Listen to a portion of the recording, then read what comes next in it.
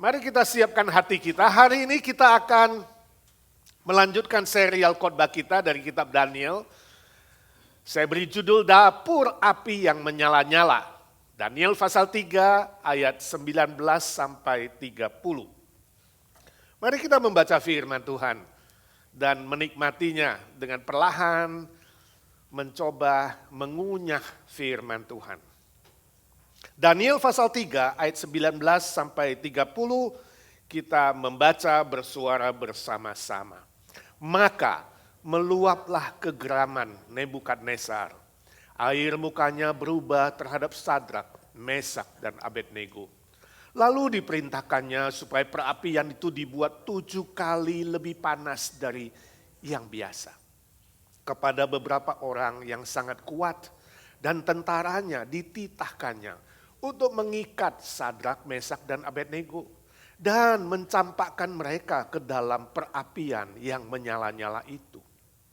Lalu diikatlah ketiga orang itu dengan jubah, celana, topi dan pakaian-pakaian mereka yang lain dan dicampakkan ke dalam perapian yang menyala-nyala. Karena titah raja itu keras, dipanaskanlah perapian itu dengan luar biasa. Sehingga nyala api itu membakar mati orang-orang yang mengangkat Sadrak, Mesak, dan Abednego itu ke atas. Tetapi ketiga orang itu, yakni Sadrak, Mesak, dan Abednego, jatuh ke dalam perapian yang menyala-nyala itu dengan terikat. Kemudian terkejutlah Raja Nebukadnezar, lalu bangun dengan segera. Berkatalah ia kepada para menterinya, bukankah 3 orang yang telah kita campakkan dengan terikat ke dalam api itu? Jawab mereka kepada raja, benar ya raja, katanya.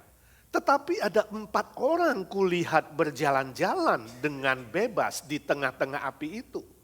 Mereka tidak terluka dan yang keempat itu rupanya seperti anak dewa. Lalu Nebukadnezar mendekati pintu perapian yang menyala-nyala itu. Berkatalah ia, Sadrak, Mesak dan Abednego, hamba-hamba Allah yang maha tinggi, keluarlah dan datanglah kemari. Lalu keluarlah Sadrak, Mesak dan Abednego dari api itu. Dan para wakil raja, para penguasa, para bupati dan para menteri raja datang berkumpul. Mereka melihat bahwa tubuh orang-orang ini tidak mempan oleh api itu. Bahwa rambut di kepala mereka tidak hangus. Jubah mereka tidak berubah apa-apa. Bahkan bau kebakaran pun tidak ada pada mereka. Berkatalah Nebukadnezar, terpujilah Allah yang Sadrak, Mesak dan Abednego. Ia telah mengutus malaikatnya dan melepaskan hamba-hambanya yang telah menaruh percaya kepadanya dan melanggar titah raja dan yang menyerahkan tubuh mereka karena mereka tidak mau memuja dan menyembah Allah manapun kecuali Allah mereka. Sebab itu aku mengeluarkan perintah bahwa setiap orang dari bangsa, suku bangsa atau bahasa manapun ia yang mengucapkan penghinaan terhadap Allahnya Sadrak, Mesak dan Abednego akan dipenggal-penggal dan rumahnya akan dirobohkan menjadi timbunan puing. Karena tidak ada Allah lain yang dapat melepaskan secara demikian itu. Lalu raja memberikan kedudukan tinggi kepada Sadrak, Mesak dan Abednego di wilayah Babel. Berbahagialah orang yang membaca firman, mengerti firman Tuhan dan melakukannya dalam hidupnya. Saudaraku, suatu kali ada cerita di Indonesia yang memang kabarnya sering padam listrik. Di suatu tengah malam padamlah listrik di sebuah desa. Oneng yang tertidur kemudian kaget bangun, dia lihat gelap semua. Oh, mati listrik lagi. Dia keluar kamar dan dia menuju ke dapur, ingin mengambil sesuatu, entah lilin kah, entah lampu teplok kah, untuk dinyalakan.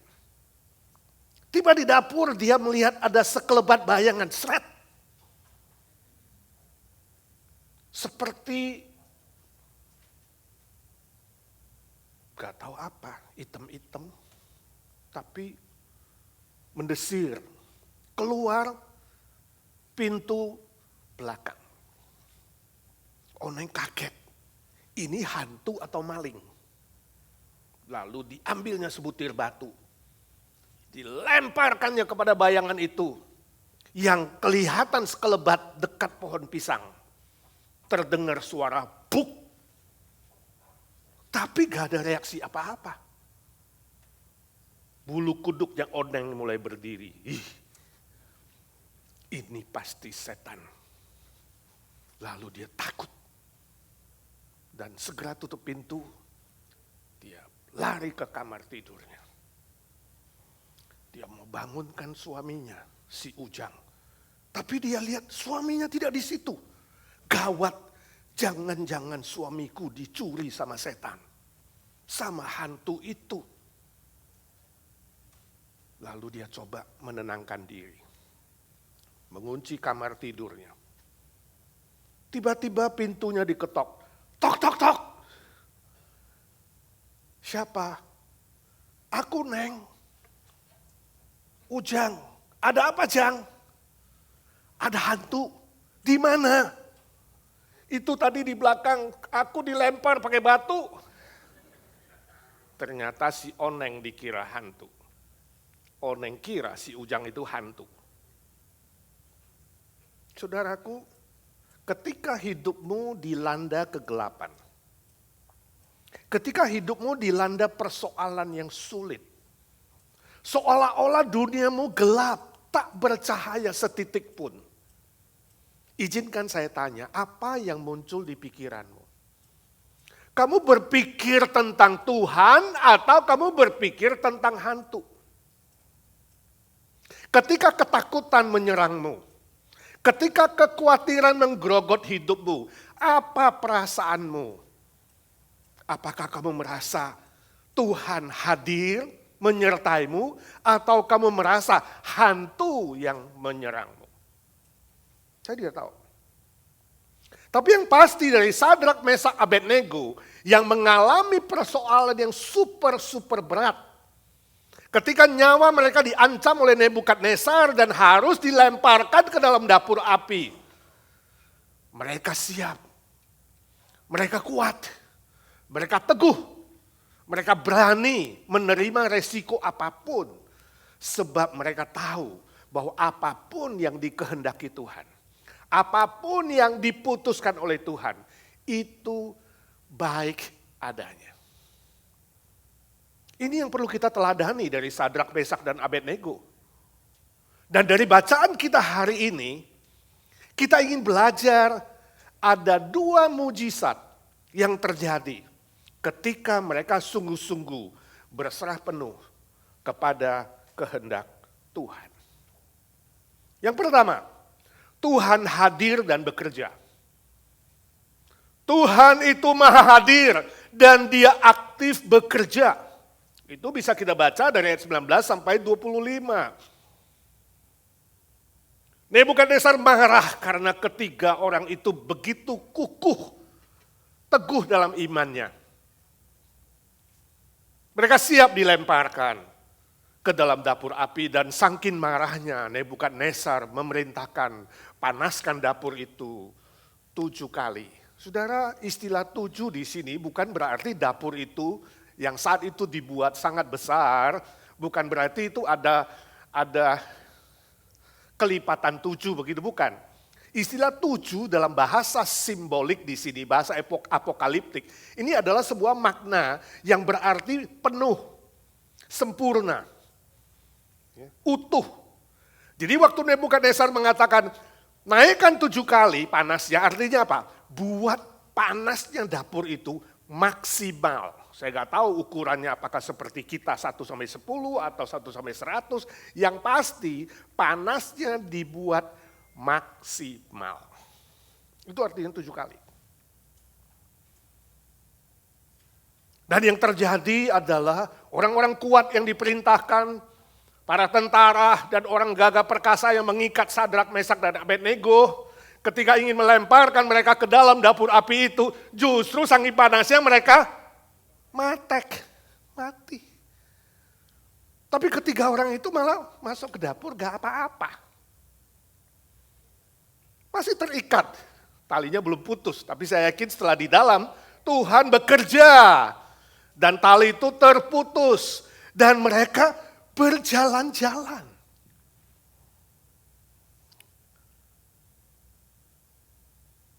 Saking kagetnya Nebukadnezar, dia lihat, tadi kan 3 orang. Kenapa sekarang jadi 4 orang? Mujizat terjadi, saudara. Dan Nebukadnezar lihat ini, orang yang keempat ini mirip rupanya seperti anak dewa. Nah ini terjemahan kurang tepat. Ya. Anak dewa di situ dalam bahasa tulisannya ayat 25 di situ tertulis adalah Ben Elohim. Ben itu anak, Elohim itu adalah Allah yang maha kuasa. Pencipta langit dan bumi. Jadi terjemahan yang lebih tepat dari anak dewa di situ adalah anak Allah yang maha kuasa.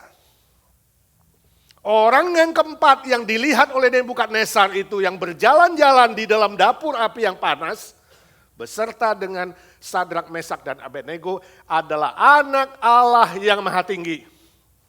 Anak Allah yang maha kuasa, pencipta langit dan bumi. Ini yang disebut dengan kehadiran Yesus Kristus. Ini yang disebut dengan teofani. Teofani artinya Allah menampakkan diri dalam rupa manusia sebelum inkarnasi Tuhan Yesus di dalam perjanjian baru. Jadi dalam perjanjian lama, Yesus Kristus bisa menjelma menjadi kelihatan dari roh menjadi malaikat, panglima, ya, manusia, jadi konkret. Inilah yang disebut dengan teofani. Saudaraku, mujizat terjadi luar biasa ketika Tuhan Yesus hadir. Bukan saja hadir, Tuhan itu bukan saja hadir, tapi dia bekerja. Bekerja dengan aktif, bukan hadir pasif seperti patung, seperti berhala, diam-diam, tidak. Allah yang sejati di dalam Tuhan Yesus Kristus bekerja secara dinamis, secara aktif, secara kreatif. Bayangkan mereka berempat. Berjalan-jalan di dapur yang menyala. Saudara bisa bayangkan. Dan ada catatan dalam terjemahan Septuaginta. Septuaginta artinya perjanjian lama yang diterjemahkan ke dalam bahasa Yunani. Diterjemahkan oleh 70 ahli kitab zaman itu.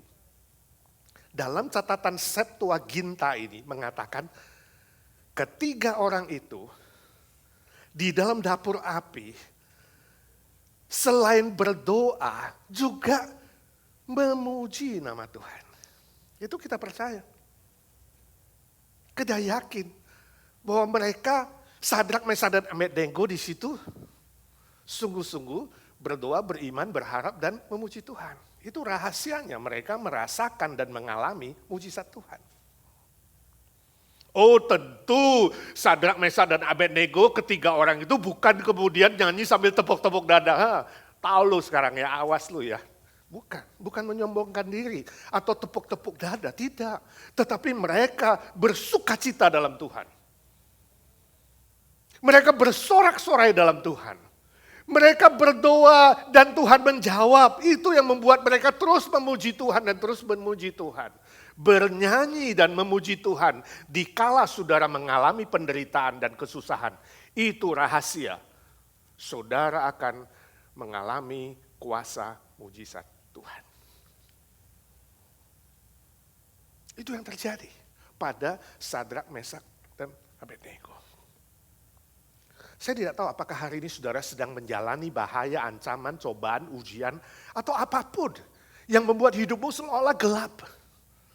Dan saudara rasakan di mana Tuhan? Jangan pernah bertanya itu. Jangan meragukan Allah itu maha hadir. Jangan karena ada kesulitan dikit kemudian Tuhan kamu di mana? Tuhan kok gak ada sih? Hati-hati. Justru ketika saudara bisa menemukan kehadiran Tuhan dalam kesusahan dan penderitaanmu, di situ mujizat akan terjadi. Tuhan hadir dalam setiap persoalan saudara. Jangan takut. Walaupun hidupmu seolah-olah sedang ada dalam dapur api yang menyala-nyala. Jangan takut, jangan gelisah. Yakin bahwa Tuhan itu hadir. Pegang janjinya Tuhan, Engkau berkata tidak pernah meninggalkan kami.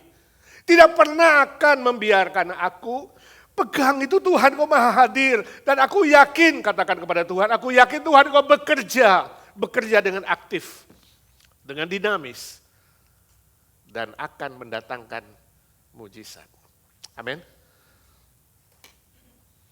Saya ingat sebuah cerita, suatu hari ada seorang pendeta, ya, dia habis pelayanan, sore-sore pulang ke rumahnya. Nah, dia punya seekor binatang peliharaan, kucing kesayangannya. Sampai di rumah dia lihat kucingnya itu di halaman rumah depan, itu naik ke pohon. Lalu dia panggil kucingnya, pus, turun pus, gak mau turun. Pus, sini pus, gak mau turun. Jadi si pendeta pikir, wah jangan-jangan dia ketakutan, gak berani turun, bisa naik gak bisa turun, bagaimana menolong dia? Lalu dia dapat ide, diambillah tali dari mobilnya, diikatlah dahan pohon yang ada kucing itu, ujungnya, kemudian ditarik. Kurang turun dia pikir, gak bisa dia tangkap kucing itu.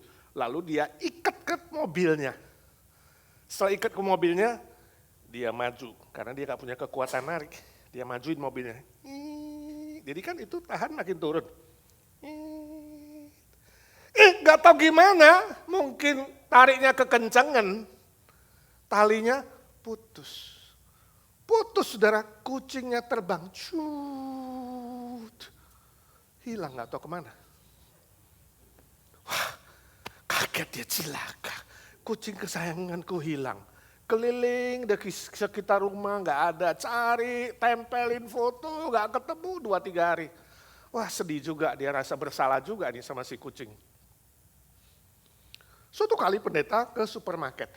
Waktu di supermarket, dia melihat ada seorang oma yang dia kenal, namanya Oma Dodol. Ya. Nah, Oma Dodol itu di supermarket membeli makanan kucing. Lah, pendeta deketin dia. Dia bilang, Oma, kamu beli makanan kucing? Bukankah kamu tidak suka dengan binatang kucing? Lalu omanya bilang, oh Pak Pendeta, dengar ya, aku mau kesaksian, dengar baik-baik. Minggu lalu itu cucuku si Noni ulang tahun. Nah, Oma Dodol ini adalah satu-satunya anggota keluarga yang belum percaya kepada Tuhan Yesus. Keras kepala. Walaupun cucu, ya, anak mantu sudah percaya, dia masih kayak ateis. Tuhan gak ada lah, ya gak mau percaya, keras kepala. Lalu omanya bilang begini, Pak, waktu itu cucuku Noni minta dibelikan kucing. Saya kan gak suka kucing, jadi saya bilang sama Noni, Oma gak akan belikan kamu kucing. Kalau kamu mau kucing, berdoa minta sama Tuhanmu. Katanya Tuhanmu kan maha kuasa, betul gak? Minta, suruh Tuhan kirim kucing dari sorga. Jadi Noni dibegituin, dia bilang sama Oma, iya Oma, kalau gitu saya berdoa. Lalu dia bilang, Pak Pendeta, aku benar-benar lihat dengan mata kepalaku sendiri. Noni berlutut di belakang rumah. Dan dia katakan, Tuhan Yesus, Engkau Tuhan yang Maha Kuasa. Aku mau kucing, kirimkanlah kucing dari sorga. Begitu amin Pak Pendeta, kucing tiba, plek, pas di depan Noni. Bayangkan Pak Pendeta, aku sekarang benar-benar bertobat. Aku yakin Tuhan Yesus ada. Aku yakin Tuhan Yesus Maha Kuasa. Dan aku sudah percaya sungguh-sungguh Pak Pendeta. Tolong ya nanti baptiskan aku. Pendeta tersenyum. Dia ingat berapa hari yang lalu. kucingnya terbang. Kesalahan Pak Pendeta, kekeliruan dia menerbangkan kucingnya ditebus oleh Tuhan dengan mujizat memenangkan si Oma Dodol. Sudah melihat? Tuhan kita bisa bekerja di luar pemikiran kita, di luar hikmat manusia, yang tak pernah bisa kau rasakan, yang tak pernah bisa kau pikirkan dan kau selami. Tuhan Yesus mampu dan sanggup dan rela melakukannya. Percayakah saudara? Sungguh, jangan pernah meragukan Tuhan lagi. Yang kedua, Tuhan memberkati dan namanya dipuji. Ayat 26 sampai 30. Kita melihat Nebukadnezar begitu kagum dan terpesona dengan mujizat itu. Sampai dia tidak yakin dia datangi dekat-dekat walaupun panas. Benar, itu 4 orang jalan-jalan. Mujizat benar-benar. Hei Sadrak, Mesak, Abednego, keluar! Terpujilah Tuhanmu yang sudah menyelamatkan kamu. Hebat ya. Nebukadnezar yang tadinya sombong, yang tadinya sok, yang tadinya menuntut Sadrak, Mesak, Abednego menyembah patung emas itu. Akhirnya dengan mulutnya sendiri, dia memuji, memuliakan nama Tuhan. Ketika mujizat terjadi, Sadrak, Mesak, Abednego diberkati, dan orang lain, Nebukadnezar, bahkan dia menyuruh semua bangsa, semua suku bangsa, semua orang yang ada di bawah kekuasaannya untuk ikut memuji dan membesarkan nama Tuhan. Jangan ada yang menghina Tuhan Allahnya Sadrak, Mesak, Abednego, karena kamu akan dihukum, dipenggal-penggal, dan dirobohkan rumahmu. Luar biasa hasilnya. Tuhan Allah dipuji. Artinya apa? Artinya Daniel dan kawan-kawan sekarang bebas. Tidak usah menyembah patung. Bahkan orang yang tidak menyembah patung, justru orang itulah yang akan menerima mujizat dan kemenangan. Bahkan orang-orang lain yang kalaupun mau ikut percaya kepada Tuhan Allahnya, Sadrak, Mesak, dan Abednego, mereka tidak dilarang. Pengumuman itu adalah sangat-sangat penting. Menyatakan kemuliaan Tuhan dan nama Tuhan ditinggikan. Semua niat jahat dari para kasdim yang semula supaya Sadrak, Mesak, Abednego itu binasa, justru mereka yang kalah dan hancur. Sadrak, Mesak, dan Abednego dapat pangkat yang lebih tinggi untuk memerintah di seluruh wilayah Babel. Jadi mujizat yang diterima mereka adalah berkat Tuhan yang limpah, yang gak pernah terpikirkan.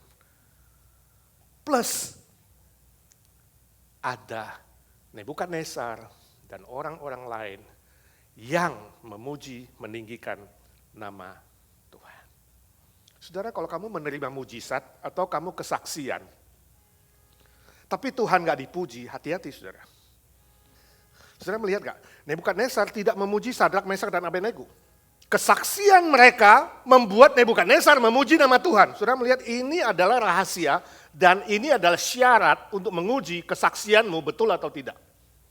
Murni apa tidak motivasinya. Kalau kamu sungguh-sungguh menerima berkat Tuhan dan motifmu benar dan baik, orang memuji Tuhan, gak memuji kamu. Sebabnya saya sangat hati-hati untuk menceritakan kesaksian pribadi yang orang lain nanti bisa salah tangkap seolah-olah, pendetanya hebat lu ya, waduh alami mujizat, pendetanya hebat lu ya, doain orang langsung sembuh. Jadi ya siapa yang dipuji? Pandito, hati-hati. Kalau kamu yang dipuji, katakan Tuhan ampuni aku. Kalau kesaksian hidupku dan pelayananku tidak membuat orang lain memuji Tuhan. Itu ukurannya. Saya baca sebuah cerita seorang misioneri yang melayani di Afrika pedalaman. Dia diutus dari sebuah gereja di Michigan. Suatu hari misioneri ini pulang ke gereja asalnya, Michigan, liburan, cuti ya, karena pelayanan cukup lama, lalu di Gereja asalnya dia kesaksian. Dia cerita, oh saya melayani di sebuah desa di Afrika. Di sebuah rumah sakit di pedalaman. Setiap 2 minggu saya harus pakai sepeda. Pergi kepada desa yang lebih besar. Untuk ngapain? Untuk mengambil uang, kiriman, kemudian untuk beli obat-obatan, beli perlengkapan, beli makanan, kemudian pakai sepeda lagi pulang ke desa. Itu perjalanan 2 hari, nginep di tengah jalan. Ada sebuah camp penginapan. Dia bilang suatu kali waktu saya tiba di kota yang lebih besar, desa yang lebih besar, saya lihat ada 2 anak muda berkelahi. Pukul-pukulan yang satu terluka parah. Lalu saya menolong dia, mengobati dia, dan menginjili dia. Setelah itu, saya bawa uang, saya bawa obat, saya bawa perlengkapan, kemudian naik sepeda, mau pulang lagi ke desa pedalaman. Perjalanan 2 hari, dia tiba dengan selamat.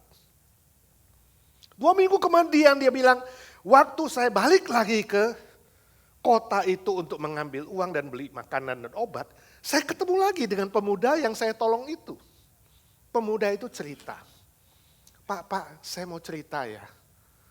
2 minggu lalu ketika kamu pulang, setelah tolong saya dan teman-teman itu sebenarnya berniat jahat bagimu. Kami mengikuti kamu, sebab kami tahu kamu ada uang dan ada banyak obat dan perlengkapan. Kami ingin merampokmu dan ingin membunuhmu. Waktu itu kau menginap di camp penginapan. Saat malam kami datang ke camp itu dan mau menyerang kamu dan merampokmu, kami melihat ada 26 orang yang mengawal kamu. Izinkan saya tanya, siapa pengawalmu itu? Bukankah kamu sendirian? Missionary itu bilang, ya saya tersenyum mendengar itu, lalu saya bilang, ya saya sendirian. Waktu dia kesaksian sampai di situ, ada seorang bapak yang duduk di gereja asalnya di hometown di Michigan waktu kesaksian itu. Bapak itu angkat tangan, mengatakan, missionary boleh gak saya bicara sebentar? Di tengah-tengah kesaksian dia katakan, kapan itu terjadi? Lalu missionary itu sebutkan tanggalnya, harinya terjadi. Dan orang itu berkata, oke, hari itu adalah malam di Afrika, tapi pagi di Michigan. Hari itu saya sedang siap-siap main golf di lapangan. Waktu saya mau taruh bola untuk dipukul, ada sebuah gerakan yang sangat kuat dalam hatiku. Mengatakan berdoa untuk kamu. Gerakan itu begitu kencang, akhirnya saya telepon teman-teman saya. Dan minta mereka ke gereja ketemu berdoa bersama-sama. Lalu si bapak itu bilang, teman-temanku yang hari itu ikut berdoa, coba berdiri. Dan di dalam gereja itu kemudian bangunlah orang-orang yang ikut berdoa. Misionerinya kaget. Dia bukan pengen tahu siapa yang doain untuk dia, bukan. Dia mulai hitung, 1, 2, 3, 4, 5. Dan jumlahnya berapa? 26. Oh, sebuah kesaksian yang sangat-sangat indah, saudara. Ketika kamu sulit, ketika kamu akan diserang, ketika anak Tuhan mengalami seperti dapur api yang menyala-nyala, di situ Tuhan akan memberkati dengan mujizat. Sudah yakin? 26 orang itu telah menjadi seperti malaikat Tuhan yang mengawal sang misioneri. Dan melalui kesaksian itu, sang misioneri berhasil memenangkan banyak jiwa-jiwa di pedalaman Afrika. Saya nggak tahu hidup saudara, tapi ingat, ketika engkau sungguh-sungguh bergaul akrab dengan Tuhan, beriman dengan setia, berdoa, berharap, dan tidak pernah ragu, kamu akan mengalami mujizat berkat Tuhan yang mendatangkan kemuliaan bagi nama Tuhan. Bukan kemuliaan dirimu sendiri, bukan kemuliaan orang lain, tapi kemuliaan bagi nama Tuhan. Amin. Saya yakin Tuhan kita tidak berubah. Mujizat masih terjadi. Dan bagi Tuhan tidak ada yang mustahil.